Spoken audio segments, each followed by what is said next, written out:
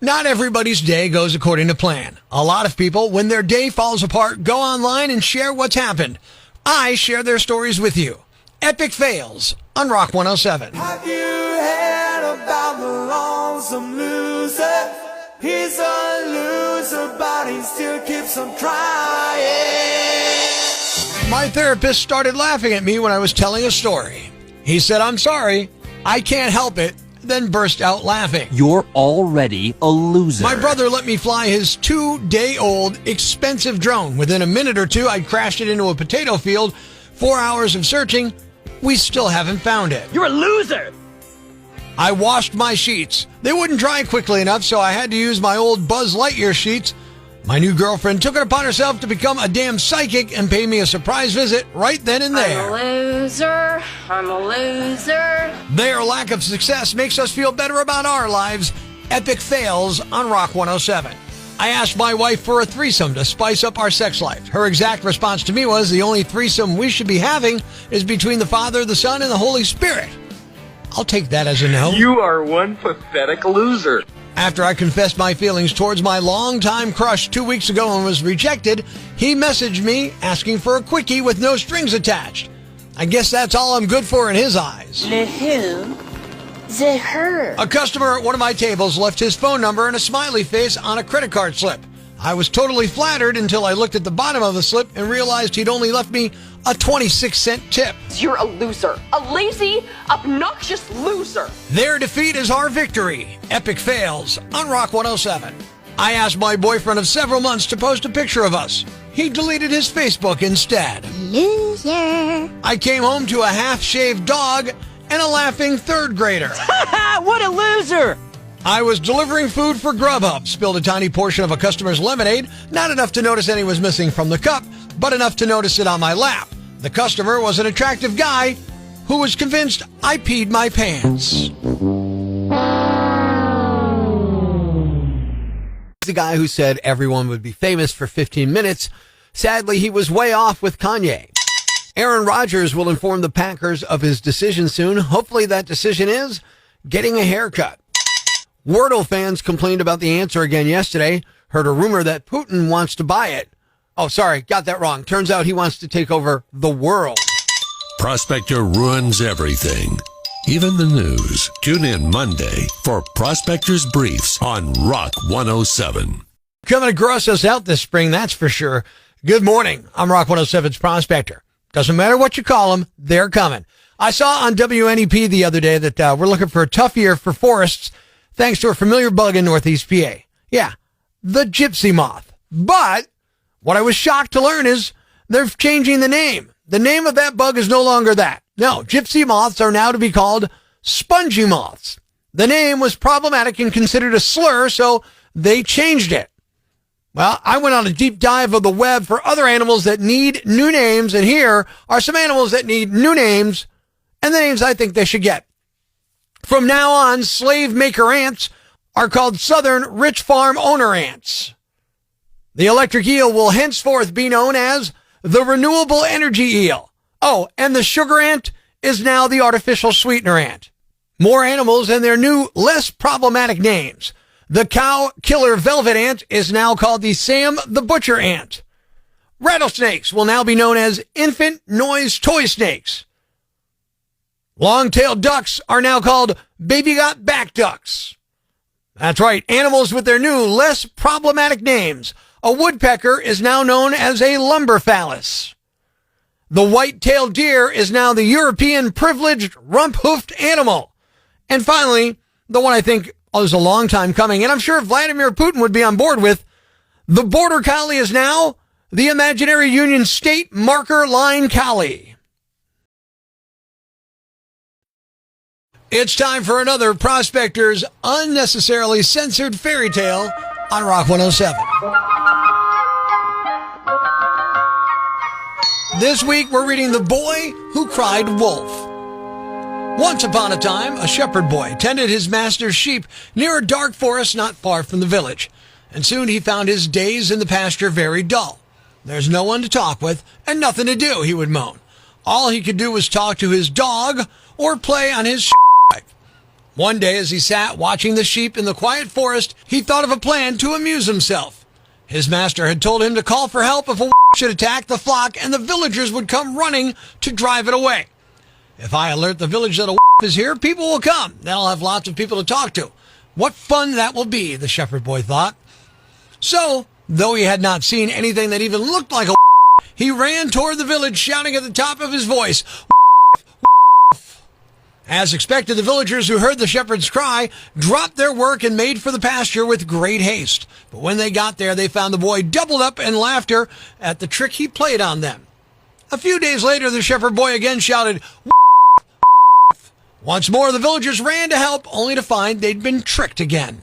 Then one evening, as the sun was setting behind the forest and the shadows were creeping out over the pasture, a really did jump out from the underbrush and start chasing the sheep. The boy ran towards the village shouting, but though the villagers heard the cry, they did not run to help as they had before. He cannot fool us again, they said. The carried away a sheep into the forest. That day the shepherd boy learned an important lesson. If you desire people to believe and trust what you say, you must always be full. That was another Prospector Unnecessarily Censored fairy tale.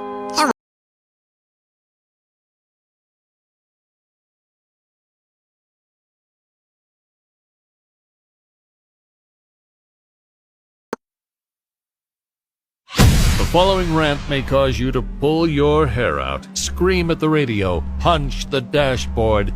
Complaints should be addressed to Loudmouth Yambag at rock107.com. Hey, I'm Rock 107's Prospector, and here's what's got me jacked. It's spring! It's spring! Now, before you go saying, well, Prospector's lost it, or he's drunk, or he's smoking something, no. Let me be more specific. It's meteorological spring! It's meteorological spring! Now, don't ask me what that actually means, but Snedeker was all about it the other day. Oh, meteorological spring, it starts next week. It starts Tuesday. Oh. Remember when spring was March 20th? And we only had one spring, one fall, one set of seasons? I miss that. Now it's meteorological spring, and astronomical spring comes in a few weeks. It's stupid.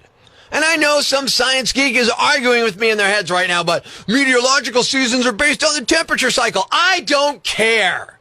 I like the old position of the Earth relative to the sun way.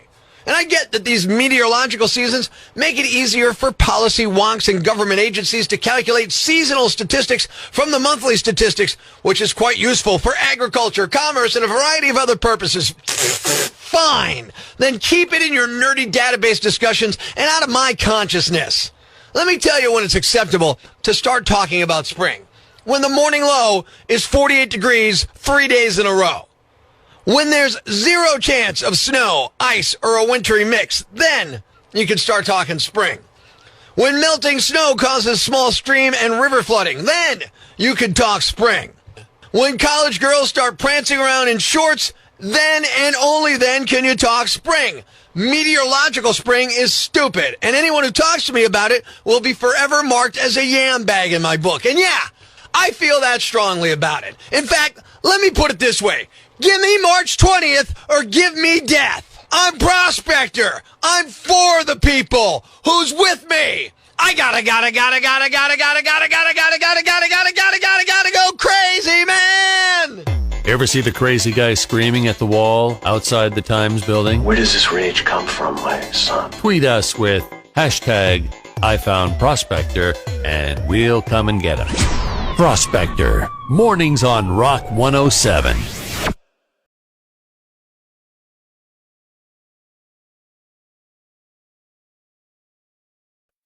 Life's pretty tough right now. There's plenty of bad news, but it's not all bad. It's time for the brighter side of Prospector on Rock 107. With Omicron waning, the Labor Department says the number of people collecting unemployment is now the lowest it's been in over 50 years. Their latest report found just under 1.5 million people were collecting unemployment, and that's the lowest it's been since March 14th of 1970. Thanks. We needed that. The brighter side of Prospector on Rock 107.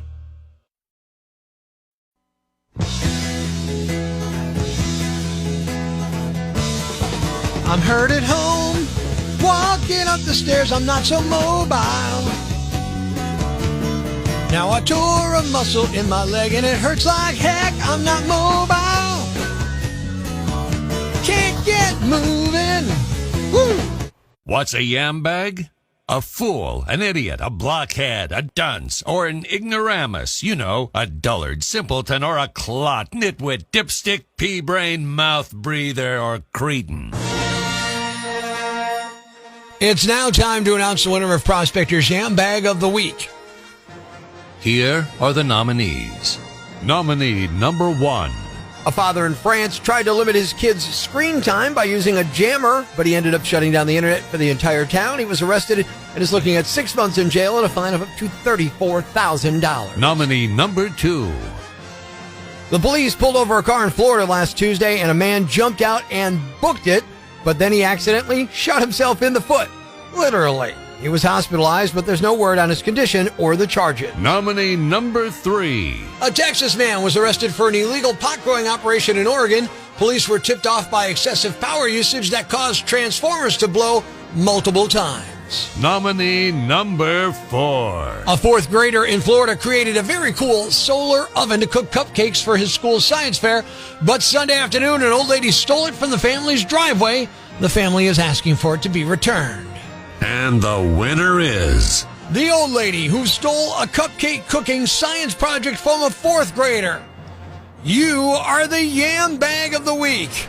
What is wrong with you, lady? Yeah. Stay tuned Monday morning for more nominees for Prospector's Yambag of the Day right here on Rock 107. Thanks for listening to Prospector's Prime Cuts podcast. Be sure to catch us live weekdays from 5:30 to 10 a.m. on Rock 107 or online at rock107.com or the Rock 107 app, a free download for your Android or iPhone.